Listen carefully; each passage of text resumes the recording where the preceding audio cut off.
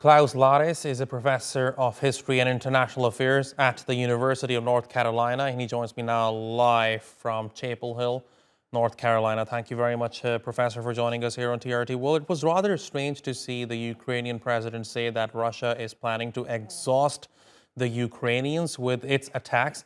I mean, isn't Russia already doing it? Yes, but he expects that more of these attacks are forthcoming. And of course, these attacks could be seen as a revenge attacks, a revenge drone attacks on Ukraine, because the Ukrainians are increasingly attacking Russian territory and Russian troops. And only recently in Makivsk, we saw that hundreds of Russian troops probably died. Also in southern Kherson, there was another Ukrainian missile attack on Russian soldiers, and also many Russian soldiers seem to have died, particularly conscripts, people who have only just been mobilized. That hurts Russia very deeply, and it is, from Putin's point of view, certainly he wants to counterattack and show revenge. How do you think he's going to react? What would be the Russian response?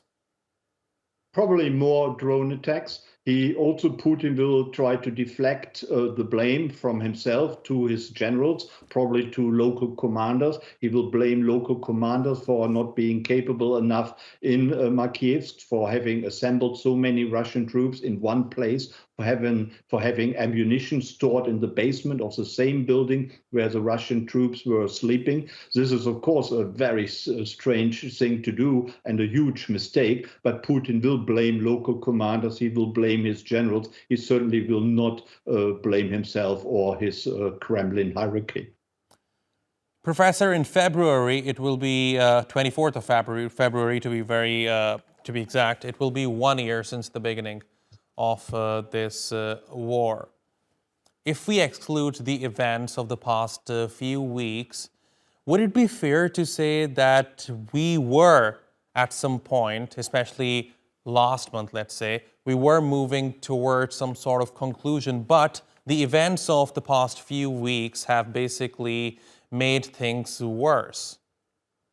I'm not quite sure. There were negotiations taking place between Russia and Ukraine in March, also going into April last year. But recently there's only been talk about negotiations. Russian and Ukrainian negotiators have actually never met in the last few months. So all that talk was not necessarily the same as actually getting together in a serious way. And both sides have put forward maximalist positions. The Russians have said, Putin has said he wants to insist on having that these four annexed territories, of having them continue to be Russian territory as he sees it, though these four regions have never been recognized by the international community. They're also only partially under Russian control. And the Ukrainians also have said they want to regain the territories they were in sovereign possession of in 1991, including Crimea. These are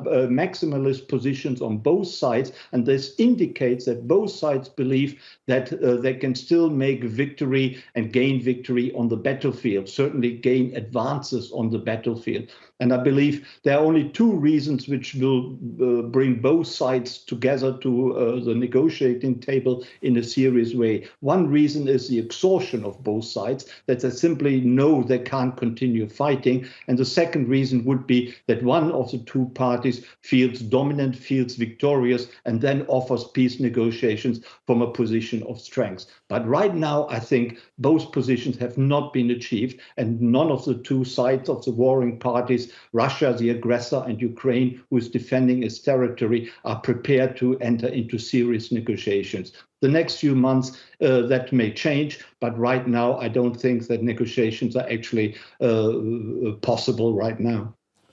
Klaus Larres, thank you very much for talking to us here on TRT World. Really appreciate your taking out the time.